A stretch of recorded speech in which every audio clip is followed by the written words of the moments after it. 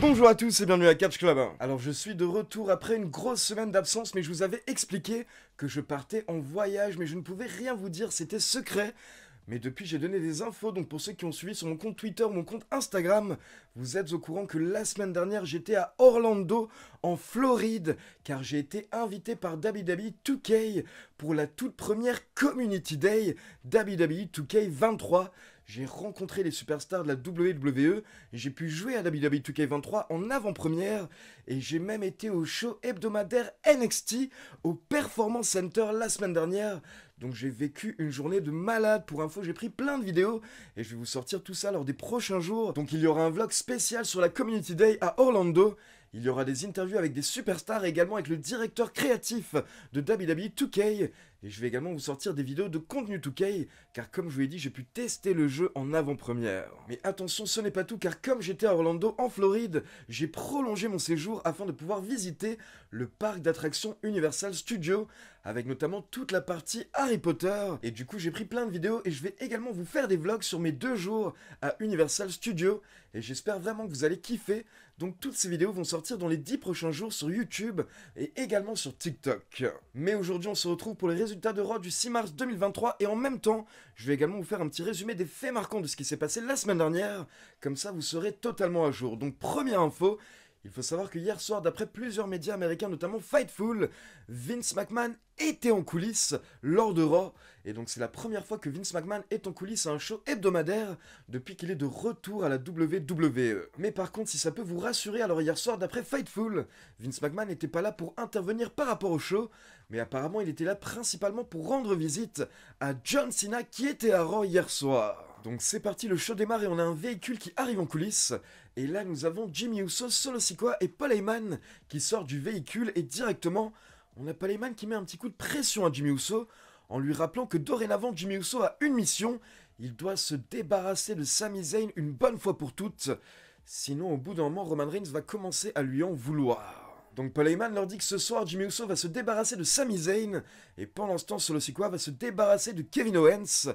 Et donc là on a les 2 superstars qui s'en vont et pendant ce temps on a Paul Heyman qui appelle Roman Reigns, j'imagine pour le tenir informé de ce qui se passe à Raw. Et donc on enchaîne directement avec Kevin Owens contre Solo Sikoa qui était tout seul au départ, mais au bout de quelques minutes, Jimmy Uso a fait son entrée pour déconcentrer Kevin Owens.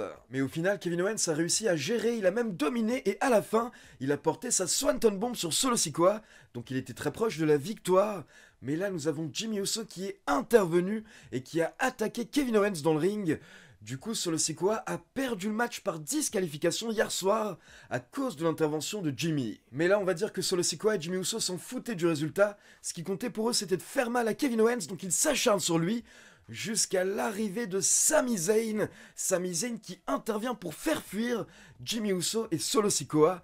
Donc Sami Zayn avait une chaise, puis il monte sur le ring. Là, il jette la chaise par terre et il se tourne vers Kevin Owens qui est dans le coin. Et Sami Zayn tend sa main, il veut aider Kevin Owens à se relever. Et donc là, bien entendu, la foule est méga chaude car la foule veut voir cette réunion. Et Kevin Owens réfléchit, mais au final, Kevin Owens sort du ring et il refuse l'aide de Sami Zayn. Donc encore une fois, Kevin Owens refuse de se réunir avec son ancien meilleur ami. Ensuite, il faut savoir que la semaine dernière, il y a eu plusieurs segments entre Bobby Lashley et Bray Wyatt. Bobby Lashley s'est notamment rendu à SmackDown vendredi dernier pour confronter Bray Wyatt, pour lui dire qu'il ne veut pas jouer à ses petits jeux, mais à la place, Bobby Lashley s'est fait attaquer par Uncle Howdy. Donc hier soir, on a eu le droit à une nouvelle petite promo de Bobby Lashley où, encore une fois, il dit qu'il ne veut pas jouer au petit jeu de gamin de Bray Wyatt. Il est allé à SmackDown vendredi, mais il n'a pas vu Bray Wyatt, donc il demande ce qu'il faut pour qu'il puisse avoir Bray Wyatt en face de lui. Et pendant ce temps, pendant la promo de Bobby Lashley, on avait des flashs sur les écrans derrière lui et on a eu le logo de Bray Wyatt qui est apparu. Puis dans un autre coin des coulisses, on a une petite interview de Carmella par rapport à son match face à Bianca Belair. Et là, elle est rejointe par Chelsea Green. Et on peut voir que Carmella et Chelsea Green s'entendent très bien. Donc Chelsea Green va être dans le coin de Carmella pendant son match. Et Chelsea Green a tenté d'intervenir pour aider Carmella, mais au final, Bianca Belair a réussi à porter son KOD pour la victoire. Mais attention, après le match, Bianca Belair se fait attaquer par Chelsea Green et Carmella jusqu'à l'intervention de Asuka, l'adversaire de Bianca Belair à WrestleMania qui est venu la sauver hier soir. Et donc le segment se termine avec Asuka et Bianca Belair qui ont l'air de se respecter et qui fixent toutes les deux le logo de WrestleMania à la fin. Puis Puis on passe en coulisses et on retrouve Sami Zayn qui va voir une nouvelle fois Kevin Owens. Et Sami Zayn dit qu'il ne sait plus ce qu'il doit faire, il ne sait pas ce qu'il doit dire pour réussir à convaincre Kevin Owens. Et là il dit à Kevin Owens, écoute, on n'a pas besoin de redevenir les meilleurs amis, on n'a pas besoin de voyager ensemble, mais en tout cas il faut qu'on soit unis face à la Bloodline, sinon on ne pourra jamais les battre. Et Sami Zayn supplie Kevin Owens de l'écouter car justement il a fait partie de la Bloodline, et là ça fait tilter Kevin Owens, il lui dit oui, je sais très bien que tu faisais partie de la Bloodline, pendant que moi je me battais contre eux. Et oui, tu as peut-être raison, peut-être que si on s'unit, on pourrait les battre. Mais je n'ai plus envie d'être avec toi. Je n'ai pas envie de me battre contre la Bloodline avec toi. Et donc le segment se termine avec Kevin Owens qui conseille à Sami Zayn d'aller voir Roman Reigns et de s'excuser. Et qui sait, peut-être que Roman Reigns le reprendra au sein de la Bloodline, comme ça réglera tous les problèmes de Sami. Puis Kevin Owens dit qu'il n'en a rien à faire de ce que Sami Zayn va faire, mais tout ce qu'il veut c'est de ne pas faire partie de ses plans. Et donc Kevin Owens s'en va et encore une fois, on peut voir Sami Zayn totalement dégoûté, mais c'est très bien joué de la part de la WWE. On attend tous cette réunion entre Sami Zayn et Kevin Owens, mais ça n'aurait servi à rien de nous la donner tout de suite. Au moins là, la WWE nous fait attendre, et quand ça va arriver, on va exploser. Ensuite, deux autres infos par rapport à ce qui s'est passé la semaine dernière. Donc d'abord, la semaine dernière, on a appris que The Miz va être le host, l'hôte de WrestleMania 39, et à côté de ça, la semaine dernière, on a Seth Rollins qui a utilisé le portable de The Miz pour appeler Logan Paul pour l'inviter à Raw hier soir pour qu'il puisse enfin être face à face et s'expliquer. Donc hier soir, on a The Miz qui fait un petit épisode spécial de Miz TV où il accueille Seth Rollins et Logan Paul. Et là, on avait une foule hier soir à Boston qui était à 300% derrière Rollins. Donc la foule n'a pas arrêté de chanter le thème de Rollins. Puis Rollins a dansé et ensuite, il s'est présenté à Logan Paul car il a expliqué qu'il n'avait pas encore eu l'occasion de formellement se présenter. Mais là, Logan Paul répond qu'il sait très bien qui est Seth Rollins. Seth Rollins est le clown qu'il a éliminé au Royal Rumble. Puis Logan Paul nous rappelle qu'il a également stompé Seth Rollins à Elimination Chamber. Et là, Logan Paul devient sérieux et il dit que clairement le catch pour lui c'est inné. Et Paul nous dit qu'en un an, il a réussi à faire tout ce que Rollins a fait en 20 ans. Donc Logan Paul nous explique qu'il est le type qui est meilleur que Seth Rollins à son propre travail. Et là, The Miz intervient et il dit qu'il ne veut pas prendre parti, mais Logan Paul a tout de même raison sur certains points. Et là, Seth Rollins répond que oui, Logan Paul a raison sur certains points, mais il ne comprend pas pourquoi est-ce qu'on ne l'aime pas. On ne l'aime pas parce que c'est une merde, on ne l'aime pas parce que c'est une poule mouillée, c'est un troll, c'est une fraude. Rollins dit à Logan Paul qu'il est une ordure et il ne veut pas d'ordure chez lui, dans sa maison. Puis une fois que Rollins a terminé, il dit qu'il n'est pas là pour parler, mais il est là pour se battre. Et attention, Logan Paul n'a pas peur, il commence à se préparer, mais au final il s'arrête. Et il n'explique qu'il ne veut pas se battre ici, ce soir, gratuitement, contre Seth Rollins, dans cette ville de merde qui est Boston. Logan Paul nous rappelle qu'il est une méga star, c'est un acte premium, et donc s'il se bat, il veut que ce soit sur une grande scène pour beaucoup d'argent. Du coup là nous avons The Miz qui intervient encore une fois, et il nous dit qu'en tant qu'hôte de WrestleMania, il pourrait potentiellement booker un match entre Seth Rollins et Logan Paul, mais il faut juste qu'il aille demander à quelques personnes en coulisses. Donc là, Rollins demande à The Miz si c'est possible, et il prend The Miz et il le jette du ring pour que The Miz aille booker le match. Mais quand Rollins se retourne, il se prend un coup de pied de Logan Paul, puis Logan Paul allait tenter le stomp, mais Rollins se reprend. Là, on a une petite bagarre entre les deux catcheurs, et au dernier moment, Logan Paul reprend l'avantage, et là, il met KO Seth Rollins avec une droite. Donc depuis hier soir, c'est officiel, on aura bien Seth Rollins contre Logan Paul à WrestleMania 39. N'hésitez pas à me laisser vos pronos dans les commentaires. Ensuite, pour rappel, ces dernières semaines, on a une petite rivalité entre Dolph Ziggler et Mustafa Ali. Et hier soir, on a Mustafa Ali qui a obtenu un match pour Dolph Ziggler contre Omos. Donc Ali était au premier rang apparemment pour soutenir Dolph Ziggler. Et derrière, bien entendu, on a Omos qui a détruit Ziggler en 50 secondes avec son méga slam pour la victoire. Et attention, info importante, il faut savoir que la semaine dernière, on a eu un segment à Raw où Brock Lesnar a accepté le challenge de Omos, donc c'est officiel. À WrestleMania 39, on aura Lesnar contre Omos. Et justement, hier soir, encore une fois, on a MVP qui a fait une petite promo pour se moquer de Brock Lesnar. Ensuite, on passe en coulisses et on a les Maximum Male Models qui sont en train d'admirer Otis. Mais là, ils sont rejoints par Baron Corbin. Et Baron Corbin apparemment tente de se rapprocher des Triple M. Donc là, Maxine répond à Baron Corbin que s'il peut se débarrasser de Chad Gable, alors elle va réfléchir à la possibilité de prendre Corbin en tant que client. Puis dans un autre coin des coulisses, on retrouve Paul Heyman avec Jimmy Uso et encore une fois, Paul Heyman rappelle à Jimmy Uso qu'il a jusqu'à vendredi pour que son frère soit de retour et qu'il se débarrasse de Sami Zayn. Sinon, d'ici vendredi, Roman Reigns va en vouloir à Jimmy Uso directement. Puis on enchaîne avec Finn Balor accompagné par Judgment Day contre Johnny Gargano accompagné par Dexter Lumis. Et pour info, Johnny Gargano fait partie des superstars que j'ai pu rencontrer la semaine dernière et j'ai même pu l'interviewer pendant 10 minutes. La vidéo sortira dans quelques jours sur YouTube. Et donc là, pendant le match, à la fin, on a Finn Balor qui est en train de dominer et qui monte sur les cordes pour porter son coup de grâce. Mais d'un coup, nous avons le thème de Edge qui retentit et Edge ne fait pas son entrée par l'entrée normale.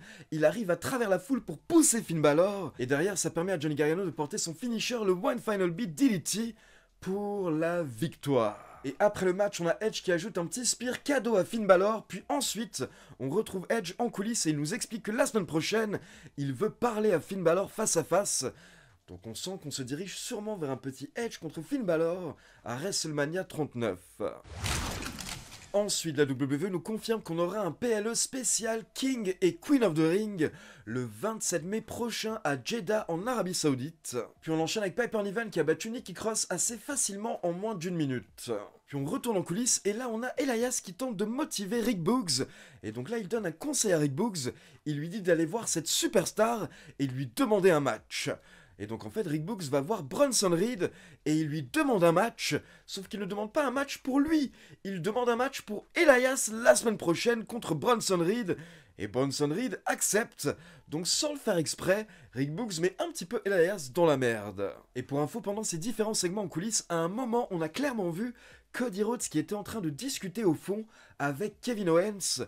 Donc peut-être que Cody Rhodes tente un petit peu d'influencer Kevin Owens pour qu'on ait la réunion entre Kevin Owens et Sami Zayn. Puis derrière on enchaîne avec l'entrée du patron John Cena qui monte sur le ring. Bien entendu, méga pop de la part de la foule, mais directement John Cena est interrompu par l'entrée d'Austin Theory. Forcément on s'y attendait. Et donc directement Austin Theory ne perd pas de temps, il nous dit qu'il est là avec un cadeau. Et son cadeau c'est qu'il propose un match à John Cena pour le titre US à WrestleMania 39. Donc c'est un petit peu un match qu'on attend tous depuis des mois, mais là, attention, John Cena réfléchit et il répond non. Il dit non, je ne veux pas de ton cadeau parce que tu n'as pas mérité le droit de donner ce genre de cadeau.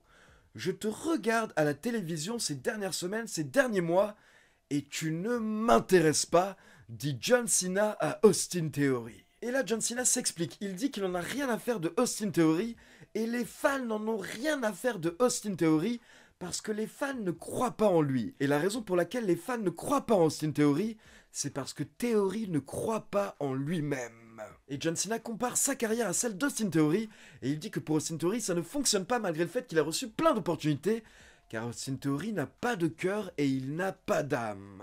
Alors que ce soir, les fans sont dans l'arène pour John Cena parce qu'ils croient en John Cena, mais ils ne croient pas en Austin Theory. Mais par contre, John Cena a un compliment, il dit à Austin Theory qu'il a le meilleur nom du business, car c'est un nom qui lui colle parfaitement, il n'est qu'une théorie. En théorie, il a exactement ce que les officiels recherchent en coulisses, mais malheureusement, vu que ce n'est qu'une théorie, ça ne fonctionne pas, parce que les gens ne croient pas en lui. Donc John Cena termine en disant qu'au final, c'est lui qui a un cadeau pour Austin Theory, et le cadeau, c'est qu'il va le laisser se retourner et quitter le ring avant qu'il ne lui botte les fesses. Sauf que la Theory s'énerve et il répond qu'il n'ira nulle part, tout comme la calvitie de John Cena. Et Theory dit qu'il ne comprend pas car l'une des catchphrases de John Cena, c'est « Never give up ». On ne doit jamais abandonner. Mais là, apparemment, John Cena abandonne. John Cena a peur d'affronter Theory. Mais là, John Cena répond que Theory est stupide et il ne dit pas non parce qu'il a peur de Theory. Il dit non parce que Theory n'est pas prêt. Mais au final, John Cena dit que Theory ne lui a pas laissé le choix car il a inclus la foule. Et John Cena veut faire plaisir à la foule, donc il va leur demander leur avis. Est-ce qu'il doit affronter Theory à WrestleMania? Et là, bien entendu, comme vous pouvez l'imaginer, la foule a totalement popé. Donc au final, John Cena accepte. C'est officiel, on aura bien John Cena contre Austin Theory pour le titre US à WrestleMania 39. Et donc le segment se termine avec John Cena qui dit à Theory de bien se rappeler de ce moment parce qu'il a fait la plus grande erreur de sa vie. Et Theory n'a pas ce qu'il faut ni dans la tête, ni dans le cœur, ni au niveau des balls pour battre John Cena. Donc fin du segment, John Cena quitte le ring, mais on peut dire qu'il a clairement mis une belle petite fessée hier soir à Theory dans le ring. Il l'a un petit peu détruit, mais à mon avis, il l'a détruit hier soir pour justement encore mieux le mettre en avant à WrestleMania. Là, en un mois, je pense qu'on va avoir une très belle évolution d'Austin Theory, qui là, clairement, hier soir, était en dessous de John Cena, mais vous le verrez d'ici la fin de la rivalité, Theory sera plus ou moins au même niveau que John Cena, car clairement, à mon avis, John Cena est là pour mettre en avant le champion US actuel. Ensuite, on a Baron Corbin qui a tenté d'effectuer sa mission, il a tenté de battre Chad Gable, mais malheureusement pour Corbin, il s'est fait surprendre par un ankle lock, et donc au final, Chad Gable a remporté le match. Puis on a une petite vidéo qui nous rappelle que la semaine dernière, Lita et Becky Lynch ont battu Damage Control afin de devenir les nouvelles championnes par équipe. Et la semaine dernière également, lundi, lors de Raw, on a Trish Stratus qui était de retour afin d'attaquer Bayley. Et donc justement, on enchaîne cette semaine avec Lita et Becky, les nouvelles championnes, qui font leur entrée. Et directement, Lita et Becky Lynch nous présentent Trish Stratus qui fait également son entrée sous une énorme pop. Et Trish nous précise qu'elle sera toujours là pour défendre Lita. Puis Trish veut nous parler de Bayley et justement, Bayley fait son entrée avec Damage Control. Donc là, les six catcheuses s'embrouillent sur le ring et au final, on a les Faces qui proposent un match à WrestleMania, un 3 contre 3, avec Becky, Lita et Trish contre Damage Control. Et donc au final, Bayley accepte.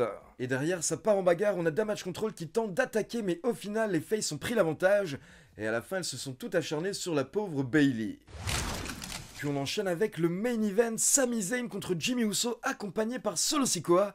Et Solo Sikoa a bien entendu tenté d'intervenir pendant le match, ce qui fait qu'au bout d'un moment, l'arbitre l'a vu et il l'a renvoyé au vestiaire. Mais attention, quelques minutes plus tard, nous avons la foule qui pop, et là on a Jey Uso qui apparaît dans le public. Jey Uso commence à descendre vers le ring, là il passe par-dessus la barrière, il monte sur la table des commentateurs, et donc il est là pour regarder le match. On voit clairement qu'il soutient quelqu'un, mais on n'est pas sûr de qui.